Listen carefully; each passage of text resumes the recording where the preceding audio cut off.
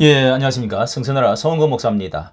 이 한교안 전 대표가 당 출마 선언을 하면서 넘어졌던 곳에서 다시 시작하겠다 이렇게 하면서 당 출마 선언을 이렇게 한 적이 기사가 나왔습니다. 예, 지난 10월 달 17일에도 이렇게 황 총리는 국회에서 기자회견을 하면서 먼저 지난달 대표로선 제가 가장 잘못했던 그 부분을 사과드린다 하면서 2년 전에 4.15 총선에서 통합을 무리하게 추진하면서 당시에 당을 위해서 애썼던 분들의 경선에 기회조차 얻지 못했다 하면서 그 결과 이러한 지경까지 이르게 되었다. 빼저르게 반성한다. 가슴이 찢어진다. 앞으로 절대 이런 실수를 하지 않겠다. 이러면서 한번 결심을 굳혔던 발을 발표하고 이번에 또다시 이제 크리스마스 때를 기준해서 25일 날 또다시 이렇게 또 발표를 했는데요. 예, 한번 보도록 하겠습니다. 자, 여기에 25일 날 황 총리는 지금도 탄핵 정국을 바라는 당내의 암적 존재를 도려내겠다 이렇게 선언을 하면서 지금 발표를 대표 출마 선언을 또다시 확실하게 말씀을 드렸네요. 황 총리는 성탄절 때 그때 용산의 그 캠프에서 3년 전 당 대표 시절에 위기의 나라와 당과 국민을 위한다는 생각으로 많은 리스크를 안고 추진했던 바른미래당과 통합이 천추의 한이 되었다면서 다시 그것이 옳은이라고 생각했지만은 이후에 저들의 형태를 보니 잘못된 일임을 있었음을 알게 되었다. 이렇게 과거에 충분한 이제 사과를 하면서 새로 출발하려고 하는 그런 속내를 완전히 이제 비췄습니다. 당내의 바른미래당 출신 후보들에게 총선 출마 자리를 마련해 주느라 끝까지 자유한국당에서 남아서 당을 위해 헌신했던 진정한 동지들을 챙기지 못했던 것에 대해서도 사죄했다. 그러면서 사죄를 회개한다. 그리고 하나님께로부터 뭔가를 기도를 23일 동안 기도를 계속해서 응답받았다 하면서 이렇게 성명서를 대통령 후보를 나오겠다고 이제 했던 그 네 가지 하나님께 응답받은 것을 가지고 나왔다가 이렇게 그때도 특별히 크게 잘못을 많은 이야기를 하지 않았는데 이번에는 뭐 털고 가겠다고 이렇게 말하고 있네요.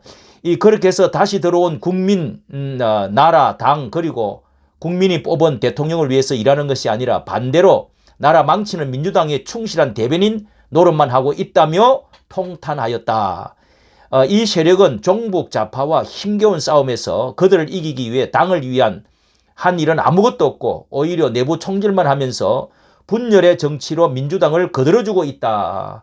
이 역선택 그리고 거꾸로 가고 있는 이준석과 유승민 뭐 이런 사람들을 그때에 같이 합쳐졌지만은 내부 총질만 하면서 분열의 정치로 민주당을 거들어주고 있다. 이렇게 신랄하게 비판을 했습니다. 그들의 정체성에 대해서 가장 어려울 때 당을 버리고 떠났던 배신으로 당을 망가뜨리고 다른 당을 창당함으로써 우파를 분열시킨 세력이라고 규정하고 자신들의 당으로 당선될 수 없다는 걸 알자 선거철에 통합을 핑계삼아 설거머니 다시 들어온 사람들이 도대체 무슨 명분과 가치가 있겠느냐라고 나를 세웠다. 이 박근혜 대통령 탄핵 때 했던 애찌거리들을 또다시 시작하고 있다면서 내부 총질, 국정 운영을 힘들게 하는 온갖 짓거리들을 다 하며 나라를 다시 탄핵 정국으로 몰고 가려는 민주당의 시도에 편성하고 있는 것이라고 그렇게 이 적을 더 이롭게 하는 이적 행위를 한다. 뭐 이렇게 지금 강하게 이 타격을 하고 있네요.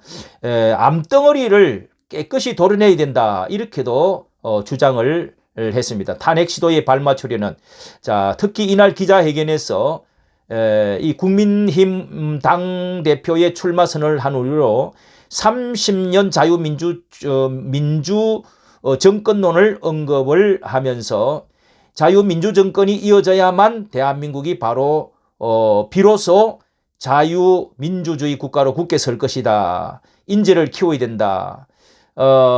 대통령감 5명, 장관감 360명, 국회의원 1,500명이 필요한데 후보군을 3배수로 잡아서 5,000명을 훌쩍 넘는다고 하면서 시장, 구청장, 시의원, 구의원까지 합하면 수만 명의 인재 양성이 필요하다. 이렇게도 말을 했습니다. 예. 그 국민의힘 당대표 선호도 설문조사에서 매번 1, 2위를 다투고 있으면서 이런 추세가 이어질 경우에 국민의힘 전당대회 한 치 앞을 내다볼 수 없을 정도로 치열하면서도 상당한 흥행몰이를 할 것으로 예측된다고 하는 기사도 있습니다. 자, 이렇게 한 대표 그리고 한교안 그리고 유승민 그리고 이제